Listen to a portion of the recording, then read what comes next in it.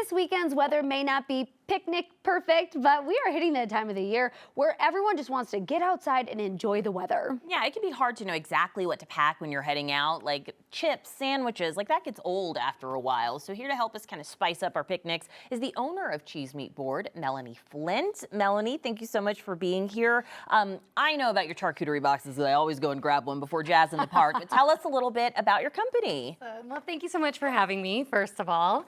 I am the owner of Cheese Meat Board. We are located right in downtown Denver. We have a shop off Broadway and Stout Street.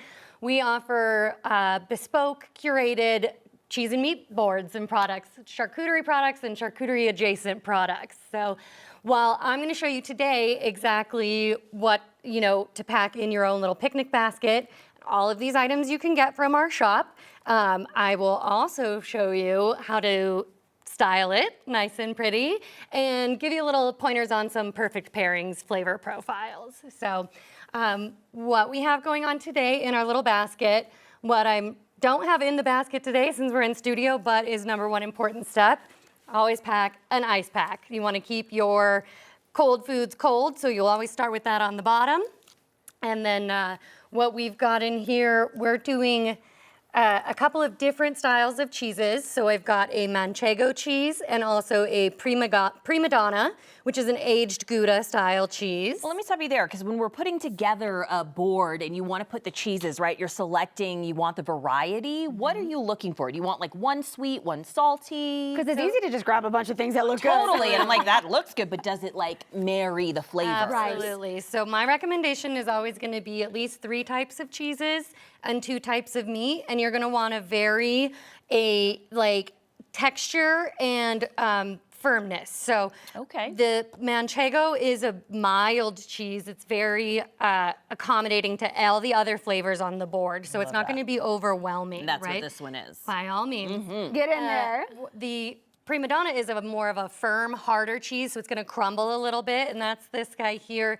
It breaks up nice and easy, and it's got a very more nutty texture, very bold. There's some salt crystals in there because it's aged for over a year. Ooh, and then I also have in our basket a soft cheese that I've wrapped in a cheese paper so that it's still able to breathe.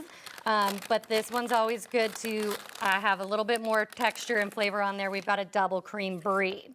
Should we always be wrapping that in that cheese paper? I've never seen something like this. Yeah, what a good trick. The cheese paper is a little bit more breathable than plastic wrap. So this is from Murray's Cheese, which you can buy them online. And that's just going to keep your cheese nice and fresh without A, drying it out, or B, smothering it so that it also loses kind of its texture and flavor. I love that. Let's get to the charcuterie element. Absolutely. We don't have that much time left, but so also kind of the same question when selecting the cheese. We want a variety of meats, right? Yep. What do we go for? So we've got our Genoa salami. That's a hard salami here, which is going to be a nice, chewy, fatty meat.